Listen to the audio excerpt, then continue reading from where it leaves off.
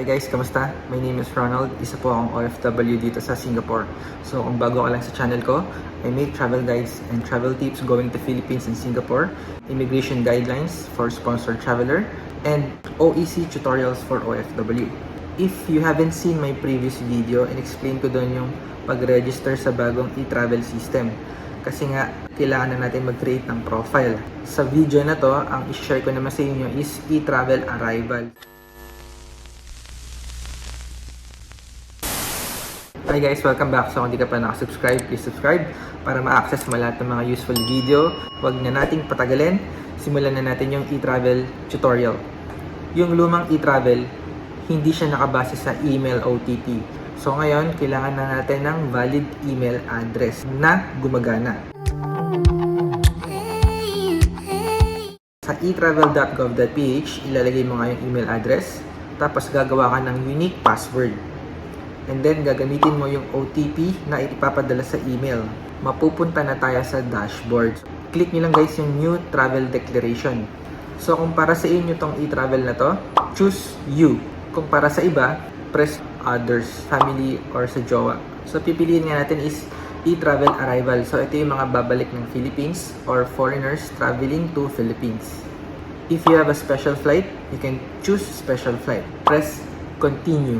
So, step 1 is travel declaration. So, ano ba yung purpose ba't kayo babalik ng Philippines? So, most of us will choose resident kasi sa Philippines tayo nakatira. Other than that, you can choose from this option.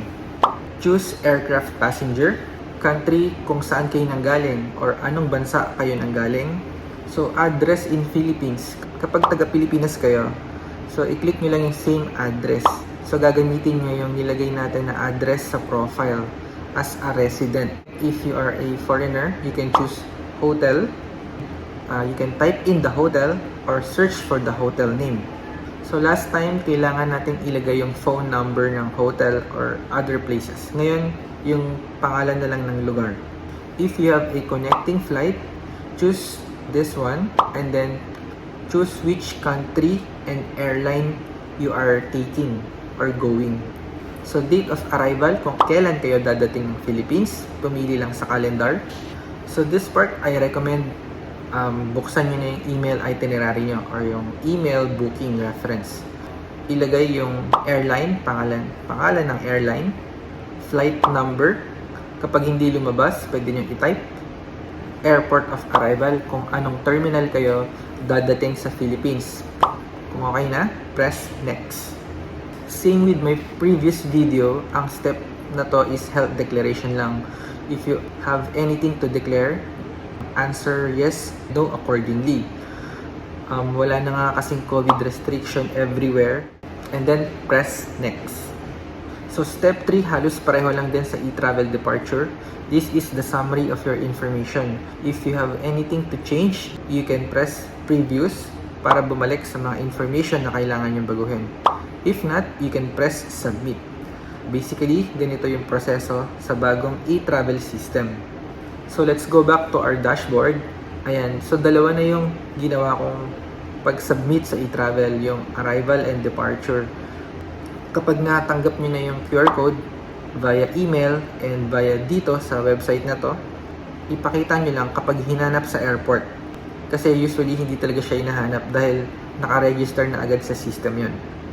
So, yun lang guys, it's not that actually difficult. Siguro sa simula, mahihirapan tayo dahil sa email OTP. But for me, it's pretty helpful kasi nga, hindi mo na uulitin yung profile. Naka-save na yung information na yun. Again guys, kung meron kayong tanong, just comment down below or message me in Facebook. I hope nakatulong tong video na to.